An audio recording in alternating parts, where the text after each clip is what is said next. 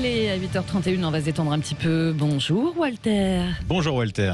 Bonjour. Comment ça va ? Bonjour Laurence, bonjour à tous. Écoutez, la semaine dernière, j'avais commencé ma chronique en vous parlant de Jeff Bezos, patron d'Amazon, puis j'ai été coupé, Ah bon ?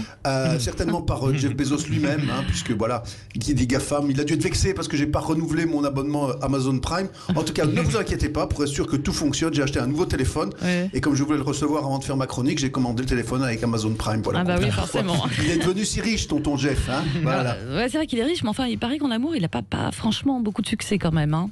Non ? Non, c'est vrai, c'est vrai. Hein ? Vous savez que son divorce lui a coûté 38 milliards. Ah oui. 38 milliards. On parlait de Bitcoin, mais 38 milliards, même quand t'es blindé, c'est beaucoup. Du coup, je me suis dit, tiens, il est brillant, mais même ce genre de mec peut avoir des côtés débiles, et je trouve ça rassure. Parce que, vous savez, on ramène toujours tout à soi. Moi, j'ai parfois des fulgurances. Je dis par exemple que certaines nationalités sont plus marrantes que d'autres, et d'autres plus sérieuses, et qu'il vaut mieux avoir un copain belge et une montre suisse que l'inverse. Vous voyez ? Mais par ailleurs, j'ai aussi des côtés très cons, vraiment très cons. Par exemple, quand je regarde le foot, je crie aux joueurs « Allez, vas-y !» alors que je suis chez moi devant la télé. Je veux dire, il y a peu de chances déjà que si j'étais dans le stade, Neymar se dise « Tiens, il y a un Belge qui s'excite devant moi, je vais me bouger un peu. » Mais devant la télé... Bon, t'es un gars tout seul qui parle à sa télé, quoi. Voilà. Ou alors je tiens parfois des propos homophobes aussi. Non, ça c'est pas bien. Ce dont j'ai honte, ce dont j'ai honte, d'autant que généralement je dis ces trucs homophobes à des objets. Par exemple, l'autre jour, je me suis brûlé avec mon grille-pain et je lui ai dit ta gueule pédé, alors qu'il s'en fout, c'est un grille-pain et qui n'a pas de préférence sexuelle particulière puisque c'est donc un appareil électroménager. Tout ça pour vous dire que quand j'ai vu que Jeff Bezos, génie du business, a dû lâcher le PIB du Paraguay parce qu'il a trompé sa femme, je me suis dit, il est meilleur en colissimo qu'en contrat de mariage. Vous voyez ? Parce qu'il aurait dû être malin. Il aurait dû être malin, Bezos, pour piger que même quand t'es le maître du monde et que tu vis dans une villa à Miami avec un lingerie qui est spécialiste de physique nucléaire, à un moment, c'est pas très différent de quand tu vis dans un T2 à Clermont avec une esthéticienne qui s'appelle Chantal. Il y a de toute façon un moment où ta femme en aura marre de toi et elle va te voir comme le mec ringard qui raconte toujours les mêmes blagues et ne baisse pas la lunette des toilettes. Ouais. Attention, je ne juge pas monsieur Amazon.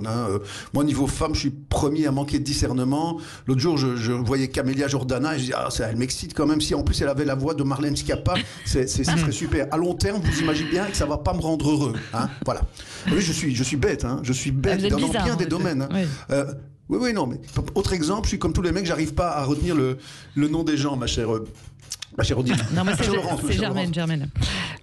Non, après, les problèmes de mémoire, c'est typiquement masculin. Parce qu'une femme peut te donner la date et l'heure à laquelle t'es rentré bourré sans prévenir. Ce que tu portais comme veste, c'est la phase du lune du jour où elle prétend que t'as couché avec la grosse allumeuse avec une doudoune russe qui était dans la soirée, machin.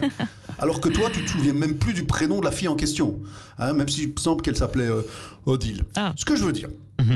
c'est que la bêtise est prévisible et c'est pour ça que je me suis dit qu'il était con le patron d'Amazon. On peut être très très puissant et très con, c'est comme l'ancien président des États-Unis. Vous vous souvenez, Bill Clinton, c'est quand même compliqué la vie en mettant des cigares dans des stagiaires. Vous voyez, c'était pas obligatoire. Et puis de la même manière, ça rassure de savoir que Bezos, le mec qui a créé le plus grand site de e-commerce du monde, a dû raquer parce qu'il a cru qu'il tromperait jamais sa femme. Et il a bien raqué. Pour un orgasme, il a sorti 38 milliards. Vous vous rendez compte ? J'ai ramené ça 38 milliards. En volume liquide, c'est 38 milliards pour 10 millilitres de sperme. Je ne sais pas si vous vous rendez compte. Si, parce que vous avez déjà mesuré ? Oui, mais écoutez, j'ai pris une moyenne. Mais si vous prenez un Romanée Conti, on est à quoi ? 8 000 € les 75 centilitres. Ça veut dire qu'il faut 450 millions de bouteilles du vin le plus cher du monde pour arriver au prix d'un seul orgasme de Jeff Bezos. À ce prix-là, j'espère que celle qui faisait la dégustation n'a pas recraché. C'est comme ce que je viens de dire. Mais autant regarder notre bêtise en face, car comme disait je ne sais plus qui, il n'existe que deux choses infinies, l'univers et la bêtise humaine, mais pour l'univers, il n'y a pas de preuve. Bonne semaine à tous. Voilà. Où est-ce qu'il va chercher tout ça ? Merci beaucoup. Merci Walter. À jeudi prochain. Avec plaisir. Merci.